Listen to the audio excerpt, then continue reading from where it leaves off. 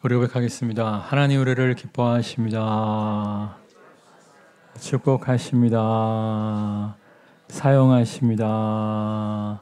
하나님이 진실로 우리를 너무나 기뻐하시며 축복하시며 축복의 통로로 사용하여 주실 줄 믿습니다.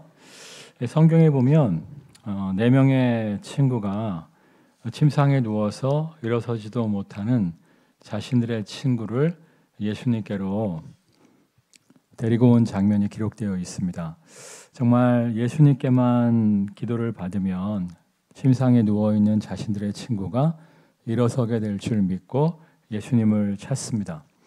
그런데 예수님이 계신 집에 사람이 너무 많아서 예수님 가까이에 자신의 친구를 데리고 들어갈 수가 없는 거예요. 그래서 그들이 어떻게 했죠? 지붕에 올라가서 지붕을 뜯고 침상 내 귀퉁이에 줄을 달아서 예수님 앞에 달아 내립니다. 정말 그들이 그렇게 했던 이유가 무엇입니까? 그들에게는 분명한 믿음이 있었기 때문이에요. 만약 그들에게 분명한 믿음이 없었다면 예수님께 우리 친구를 데려가면 나을 수 있을까? 나을 수도 있고 그렇지 못할 수도 있는데 이렇게 반신반의하는 마음으로 예수님 앞에 친구를 데리고 왔다면 집에 사람이 가득 차서 들어갈 수 없는 걸 보고 봐봐 사람이 너무 많아. 에이, 아마도 뜻이 아닌가 봐. 그냥 돌아갔을 거예요. 근데 그들에게는 예수님만 만나면 자신들의 친구가 치유될 수 있다는, 회복될 수 있다는 분명한 믿음, 분명한 확신이 있었기 때문에 정말 지붕 위에 올라가 지붕을 뜯고 자신의 친구를 달아내립니다. 그때 예수님이 뭐라고 말씀하세요? 이 사람의 죄가 용서되었다 말씀하시죠. 그러니까 모든 질병이 다 죄 때문은 아닙니다. 그렇지만 그 사람의 질병은 죄 때문인 것 같아요. 그러니까 예수님이 그 사람의 질병을 용서하는 선포를 하시면서 그를 치유하여 주십니다. 자, 그런데 이 본문에 성경을 자세히 보시면 누구의 믿음을 보시고 그 환자를 치유하여 주셨다고 나와 있어요? 그 환자의 믿음을 보시고 치유하셨다고 나와 있어요. 그 환자를 지붕을 뜯고 달아내린 그 친구들의 믿음을 보시고 치유하셨다고 나와 있어요. 친구들의 믿음, 그들의 믿음을 보고 치유하셨다고 기록되어 있습니다. 우리 교도 마찬가지예요. 우리 교도 가만히 보면 자녀들은 하나님과 먼데 정말 부모님의 기도 가운데 자녀들이 하나님께로 돌아오고 부모님의 기도와 헌신 가운데 자녀들이 하나님 안에서 놀라운 회복을 누리게 되는 것을 보게 됩니다. 어제도 이제 점심 때 어떤 분이 오셔서 무더운 날씨에도 헌신하고 수고하고 계시더라고요. 제가 그랬어요.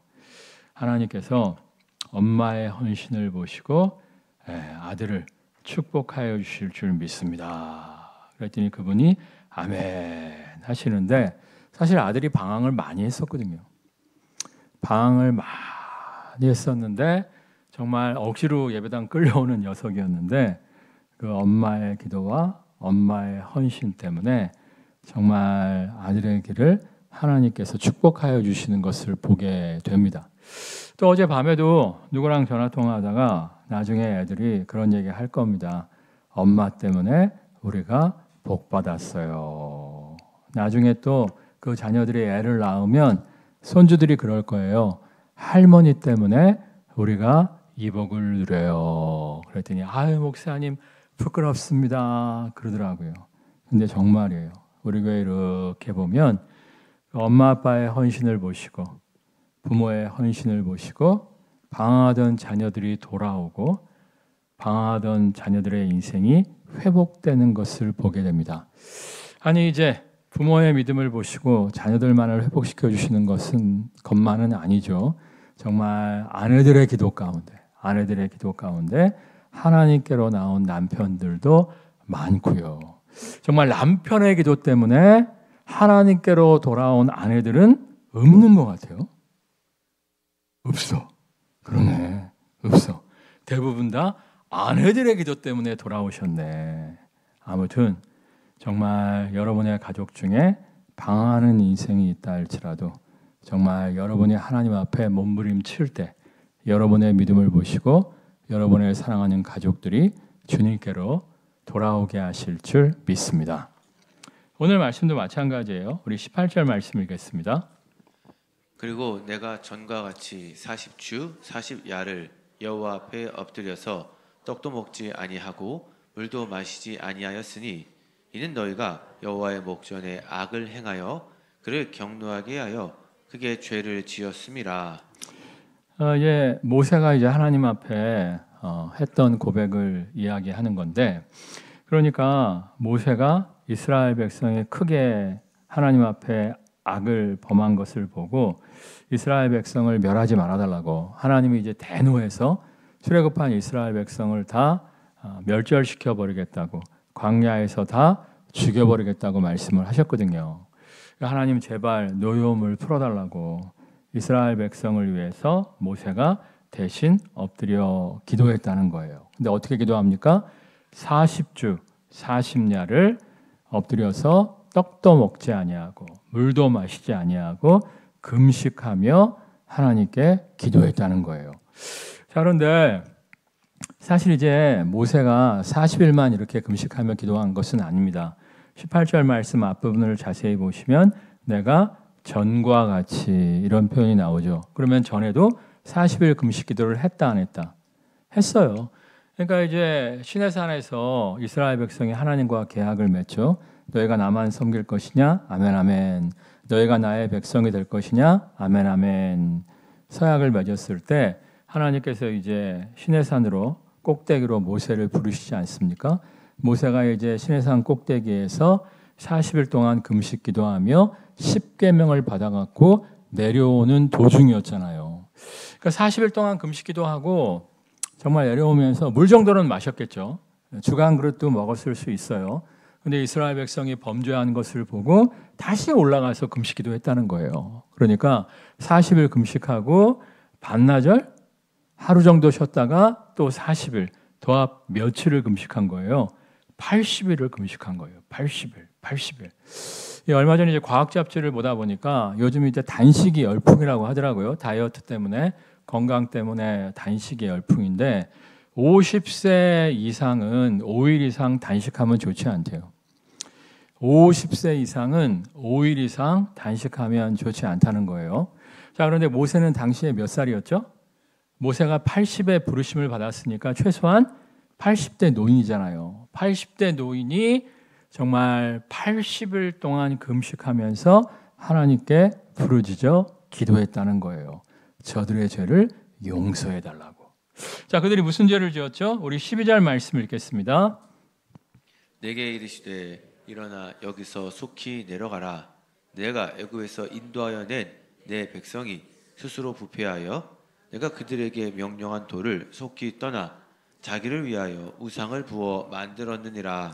그러니까 모세가 이제 10계명을 받으러 시내산에 올라간 사이에 이스라엘 백성이 모세를 대신하여 자신들을 인도할 금송아지를 만든 거예요. 자, 그런데 이들이 왜 그랬을까요?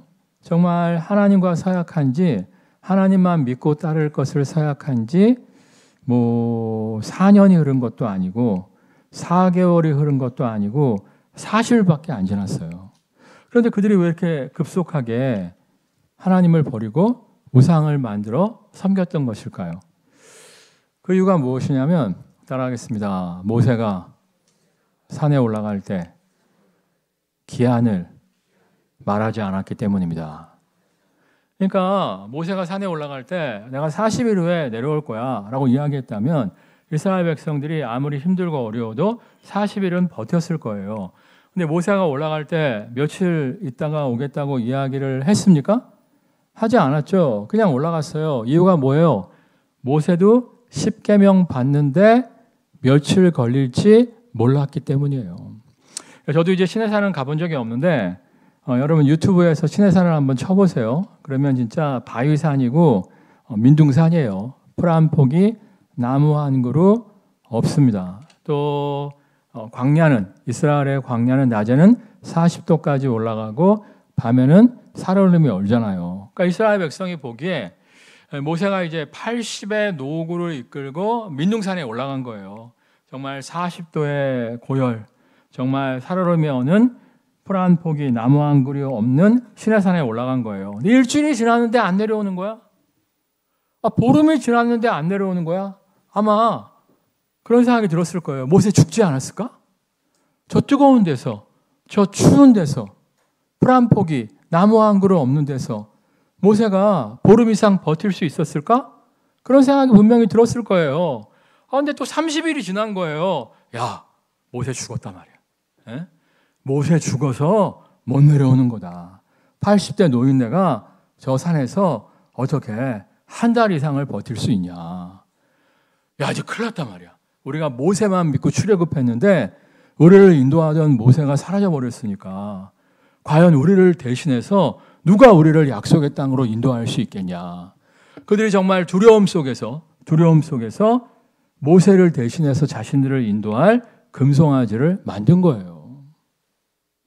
근데 우리도 하나님의 응답을 기다릴 때 이럴 수 있어요. 정말 우리가 이제 하나님께 뭔가 응답을 기다리며 기도할 때 어떠한 믿음을 갖고 기도합니까? 우리 따라하겠습니다. 가장 최선의 때, 가장 최선의 것을 주실 줄 믿습니다. 지식적으로는 이렇게 알고 믿고 기도하잖아요. 가장 최선의 때, 가장 최선의 것을 주실 줄 믿습니다. 기도하는데 솔직히 우리의 기도의 응답이 일주일 만에 응답될지, 정말 한 달 안에 응답될지, 정말 1년 안에 응답될지, 10년 안에 응답될지 사실은 아무도 모르는 거예요. 그러니까 처음에는 가장 최선의 때, 가장 최선의 것을 주실 줄 믿습니다. 기도를 시작하지만 한 달이 지나도 응답하시지 않고, 2달이 지나도 응답하시지 않고, 3달이 지나도 응답하시지 않으면 우리의 마음은 어떻게 돼요? 초조할 수밖에 없는 거예요. 불안할 수밖에 없는 거예요. 두려울 수밖에 없는 거예요. 그래서 요즘에 예수 믿는 사람들도 많이 어디를 가요? 점집을 가잖아요. 점집. 예? 점집은 안 간다고 할지라도 타로 보고 오늘의 운세 보시는 분들이 상당히 많이 있잖아요. 왜 그런 거예요? 정말 하나님의 응답을 기다리는데 하나님의 응답은 언제 될지 모르는 거예요. 기한이 없어요. 그러니까 두려움과 떨림 속에서 점집은 좀 확실하잖아요. 점집은 내년 이맘때 아니면 동쪽, 서쪽 복차만 내면 틀리든 맞든 하여튼 화끈하게 답을 해주니까 예수 믿음에도 불구하고 점집에 빠지는 사람들이 많은 것을 볼 수가 있어요. 근데 성경에 보면 나 여호와는 어떤 하나님이라고 말씀하시죠? 질투하시는 하나님이라고 말씀하세요. 여러분 괜히 점집 찾고 오늘의 운세 타로 하지 마세요. 이미 하셨다면 철저히 회개하시기를 주님의 이름으로 축원합니다. 왜냐하면 정말 하나님께서 질투하시고 싫어하시는 일이기 때문에 될 일도 오히려 안 되게 되는 것을 볼 수가 있어요. 사실 이제 성경에 보면 아합 왕이 사울 왕보다 10배, 100배 못 됐습니다. 근데 이제 아합 왕은 하나님이 용서하시고 사울은 버리세요. 그 이유가 뭔지 아십니까? 정말 하나님께서 아합이 꼴도 보기 싫어갖고 침묵하실 때 아합을 죽여야겠다고 생각하셨을 때 아합은 하나님 앞에서 가슴을 찢으면서 회개하고 몸부림쳐요. 그러니까 야, 네가 아합이 회개하는 거 보았느냐? 하시면서 아합의 생명을 연장시켜 주시잖아요. 근데 사울 왕은 하나님이 그에게 침묵하실 때 어떻게 합니까? 다른 신을 찾아요. 무당을 찾아가요. 그러니까 하나님께서 진노하심으로 말미암아 전쟁 중에 비참한 최후를 맞게 하십니다. 여러분, 하나님이 침묵하시는 것 같아도 하나님 앞에 가슴을 찢고 엎드려 기도하는 모두가 되시기를 주님의 이름으로 축원합니다. 그럴 때 하나님의 놀라운 회복이 나타나게 될 줄 믿습니다. 사실 이제 우리가 하나님의 인도하심을 발견하는 것은 점집을 찾는 것보다 좀 힘든 건 사실이에요. 점집은 복채만 내면 틀린 답이든 맞는 답이든 즉각적으로 응답이 오잖아요. 그런데 하나님의 인도하심은 좀 시간이 걸려요. 우리가 정말 말씀을 듣고 읽고 묵상하며 기도할 때 정말 하나님께서 말씀 가운데 우리에게 말씀하시거나 아니면 기도 가운데 우리 안에 계신 성령의 감동하심으로 말씀하시거나 아니면 환경을 열어서 말씀을 하시거든요. 그러니까 사실상 하나님은요, 우리에게 정답을 알려주시는 것보다는 따라하겠습니다. 하나님은 우리와 교제하기를 원하십니다. 우리는 정답만 듣기를 원하잖아요. 동쪽입니까? 서쪽입니까? 올해입니까? 내년입니까? 정답만 듣기를 원하는데 하나님은 우리와 교제하기를 원하세요. 교제하기를. 함께 걸으면서 때마다 우리의 발걸음을 인도해 주시기를 원하시는 거예요. 자, 그런데 여러분, 내비게이션이 없어요. 누군가에게 이제 약도를 물어보는 거예요. 약도를 물어보는데 그 사람이 이제 쭉 가다가 왼쪽, 거기서 또 쭉 가다가 오른쪽, 그러다가 딱 돌아갔고 어느 쪽, 자세히 설명을 해주는 거예요. 여러분 이제 그걸 열심히 받아 적어요. 열심히 받아 적어갖고 어떻게 가는지 이제 파악을 했어요. 정확한 목적지가 어딘지 파악을 했어요. 그리고 이제 여러분 혼자 목적지를 향해서 나가는 거하고, 그러니까 목적지도 분명히 알아, 길도 분명히 알아. 근데 이제 혼자 약도 보면서 가는 거예요. 그거하고 목적지가 어딘지 몰라. 어떻게 가야 할지 몰라. 근데 안내인이 딱, 가이드가 딱 따라붙은 거야. 그럼 여러분이 쭈쭈바 빨면서 그냥 걸어가면 돼요. 그 사람이 오른쪽으로 가자. 그럼 오른쪽으로 가면 되고, 직진하면 직진하면 되고, 왼쪽으로 턴하면 턴하면 되는 거예요. 여러분 정말 우리의 안내자, 우리의 가이드이신 선한 목자이신 주님과 함께하는 모두가 되시기를 주님의 이름으로 축원합니다. 성경에 보면 주의 말씀은 내 발의 등이요 내 길의 빛이니라 말씀하시는데, 이건 이 빛은 서치라이트가 아니에요. 한 걸음만 인도하신다는 거거든요. 그러니까 우리가 이제 말씀을 듣고 읽고 묵상하면서 기도하면서 정말 주님과 동행하는 삶을 살면 돼요. 오늘 그냥 주님의 인도하심에 순종하면서 매일 하루하루를 치열하게 살면 돼요. 그러면 하나님께서 때가 되면 그 다음 스텝을, 다음 발걸음을 인도하여 주실 줄 믿습니다. 근데 중요한 건 뭐냐면 하나님의 인도하시는 오늘에 우리가 치열하게 살아야 돼요. 그래야 다음 걸음이 인도가 되어지는 거예요. 예를 들어서 다윗이 이제 목동 아니었습니까? 목동인데, 야, 내가 이런 거 할 사람이 아닌데 양이나 치고 있고 말이야. 이러면서 양을 대충 돌봤다면 어떻게 되었을까요? 성경에 보면 하나님이 다윗을 왜 부르셨어요? 야, 네가 양 한 마리도 목숨을 걸고 지키는구나. 근데 내가 너한테 나의 백성을 맡기면 네가 얼마나 나의 백성을 잘 돌보겠느냐. 그러면서 양치는 목자를 이스라엘 백성의 목자로 세우신 거 아니에요. 근데 안타까운 건 뭐냐면 너무나 많은 사람들이 하나님의 인도하심을 바래. 하나님 나를 어떻게 쓰실 겁니까? 하나님 나를 어떻게 인도하실 겁니까? 이렇게 하나님의 인도하심을 구하면서 오늘 하나님께서 나에게 허락하신 하루에 치열하지 못한 사람들이 의외로 많은 것을 볼 수가 있어요. 그러면 다음 길이 열리지 않는 거예요. 요셉도 보세요. 요셉이 노예로 끌려갔을 때, 나 노예할 사람 아닌데? 그리고 땡깡 피우고 반항했으면 지금 우리가 아는 요셉은 없어요.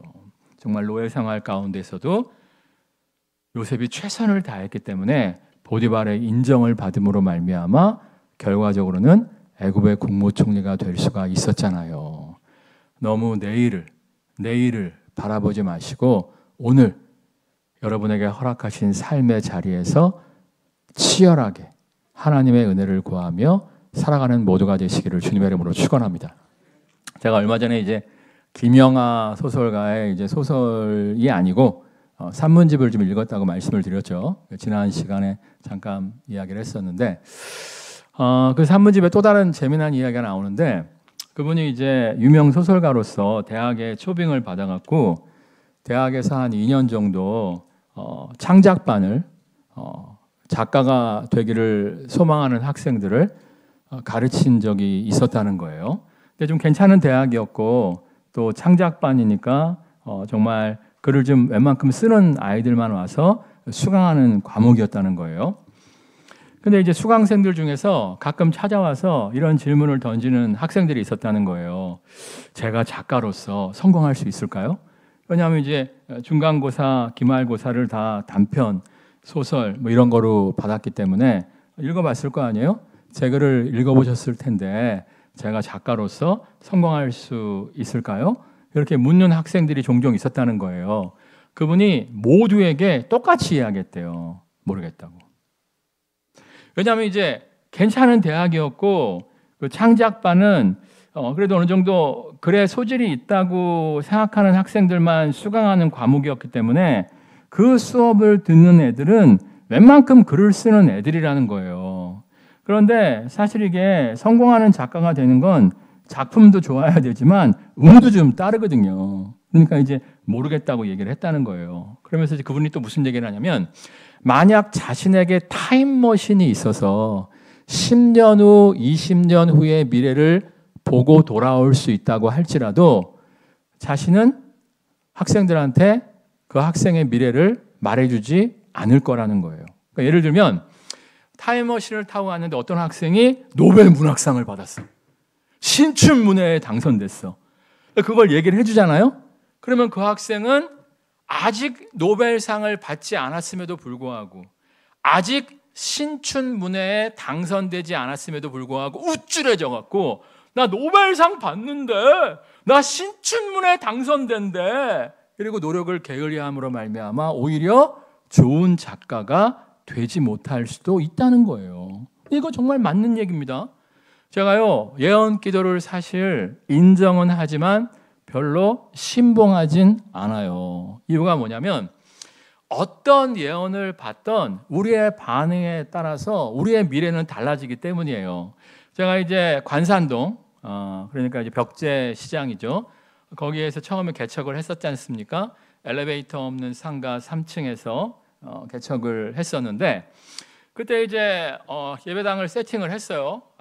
그때 이제 엘리베이터도 없는데 내가 짐 다 날라갔고 거기 인테리어 하느라고 정말 고생했었는데 하여튼 예배당을 오픈하고 이제 개척을 시작을 했는데 저를 굉장히 사랑하시는 분이 정말 저를 사랑하시는 분이에요. 저를 사랑하시는 분인데 그분이 저한테 그런 얘기를 하는 거예요. 꿈을 꿨는데 우리 교회 건물 앞에 거대한 고양이가 딱 버티고 있더라는 거예요. 그래서 우리 교회를 향해서 물고기 떼가 오는데 그 고양이가 날름 그 물고기 떼를 낚아채서 다 삼켜버리고 있더라는 겁니다. 그러니까 목사님 이 교회는 될 교회가 아닙니다. 말씀을 하시는 거예요. 야, 근데 제가 사실은 그때 이제 보증금 4천에 월세 50으로 시작했는데 그 돈으로 거기밖에 얻을 장소가 없었어요. 내가 원당에도 가봤고 고양동에도 가봤는데 그 돈으로는 얻을 수가 없었어요. 정말 관산동 벽제에서도 교회에 임대를 해주길 대부분의 상가들이 원치 않았기 때문에 또 다른 선택지가 없었어요. 저한테 유일하게 열린 문이 그 상가였단 말이에요. 근데 하나님께 기도했어요. 하나님, 이곳밖에 개척할 곳이 없어서 이곳에서 개척을 했는데 거대한 고양이가 물고기, 사람 낚는 어부 아시죠? 물고기가 보통 성도를 의미하잖아요. 아니 우리 교회를 향해서 나오는 물고기를 다 채간다는데 하나님 어떻게 하면 좋습니까? 정말 몸부림치며 기도하면서 최선을 다했어요. 근데 어느 날 우리 교회 성도 중에 하나가 저한테 와서 그러는 거예요. 목사님, 제가 원래 꿈을 안 꾸는 사람인데 이상한 꿈을 꿨습니다. 무슨 꿈을 꾸셨는데요? 그랬더니 우리 교회 앞에 거대한 고양이가 한 마리 있더라는 거야. 내가 그 꿈 얘기를 사람들한테 안 했어요. 그런 얘기하면 교인들이 더 낙심될 거 아니겠습니까? 교인들한테 얘기 안 했다고요. 근데 거대한 고양이가 딱 버티고 있는데 어디서 개 한 마리가 와갖고 고양이를 물어 죽여버렸다는 거예요. 근데 내가 무슨 띠야? 개띠잖아, 개띠. 할렐루야! 거기서 우리 교회가 부흥해갖고 이 땅 사갖고 여기 이전에 온 거 아니에요. 내가 만약에 그 처음에 꿈 얘기해 주신 분을 믿고 고양이가 다 채가는구나. 우리 교회는 끝났다.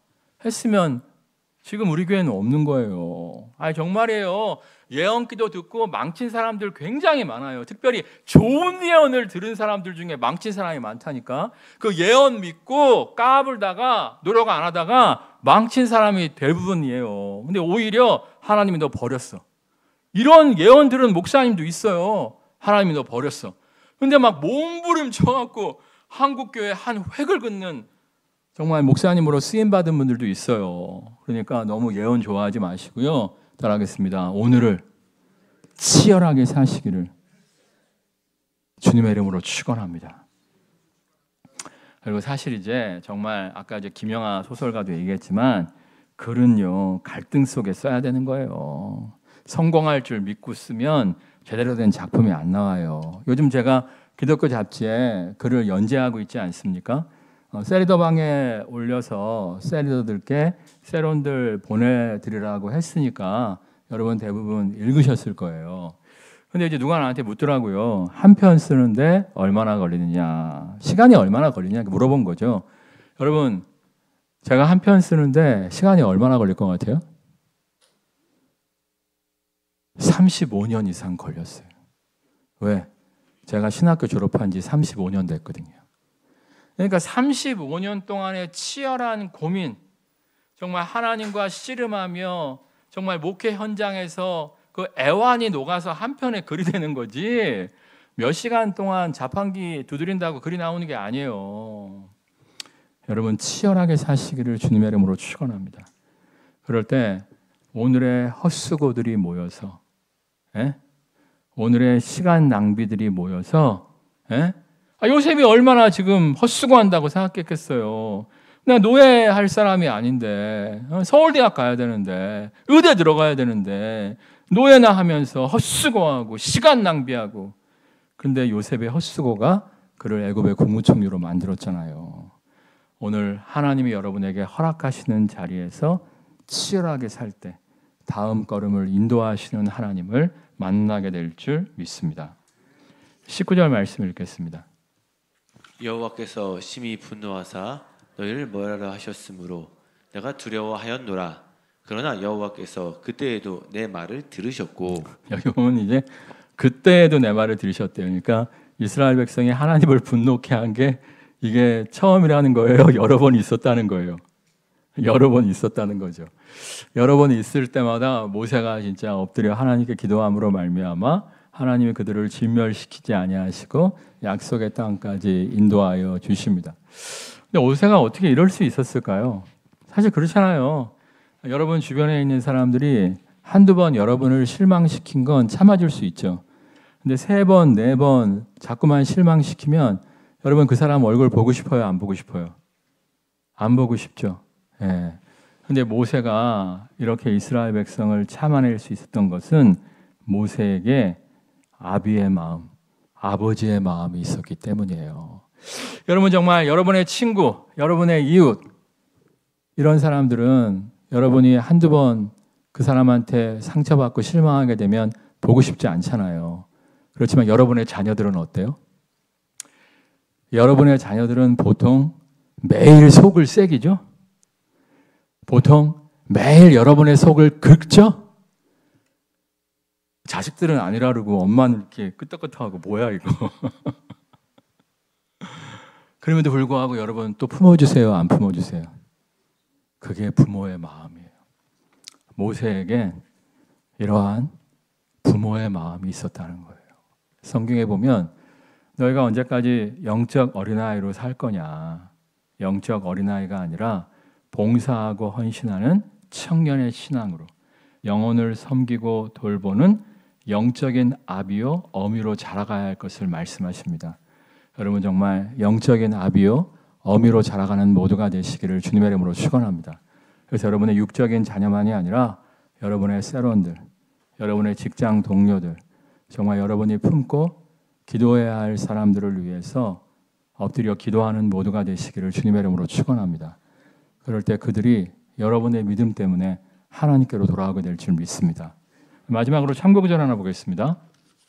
긍휼히 여기는 자는 복이 있나니 그들이 긍휼히 여김을 받을 것이며.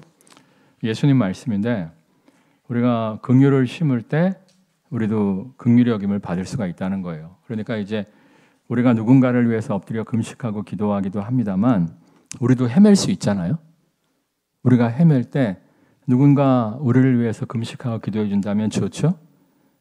심는 대로 거둔다고 하셨으니까 정말 누군가를 위해서 엎드려서 금식하며 기도해 주세요. 그러면 하나님께서 여러분이 힘들 때 누군가 여러분을 위해서 엎드려 금식하며 기도하게 하실 줄 믿습니다. 정말 우리가 흔들려 할 때도 누군가의 엎드림과 금식 속에 우리가 다시금 회복의 은혜 누리게 하실 줄 믿습니다. 찬양하겠습니다.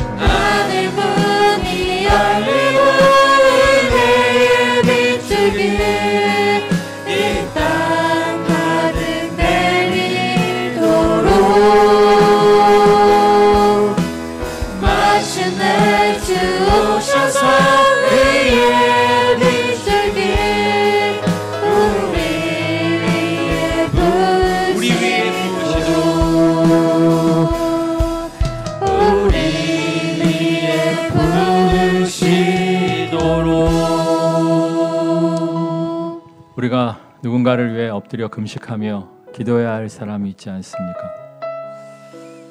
엎드려 금식하며 누군가를 위해 기도하게 하여 주옵소서. 이를 통해 우리의 믿음을 보시고 우리의 사랑하는 사람들이 주님께로 돌아오는 것을 보게 하여 주옵소서. 우리가 과연 미래에 성공할 수 있을까? 하나님이 어떻게 나를 쓰실까? 고민에 빠져 있는 것이 아니라 가장 최선의 때 가장 최선의 것을 허락하실 주님을 믿고 오늘 하나님이 허락하신 자리에서 치열한 삶을 사는 우리가 되어지게 하여 주옵소서. 이를 통해 그 다음 걸음을 예비하시며 때가 참에 와!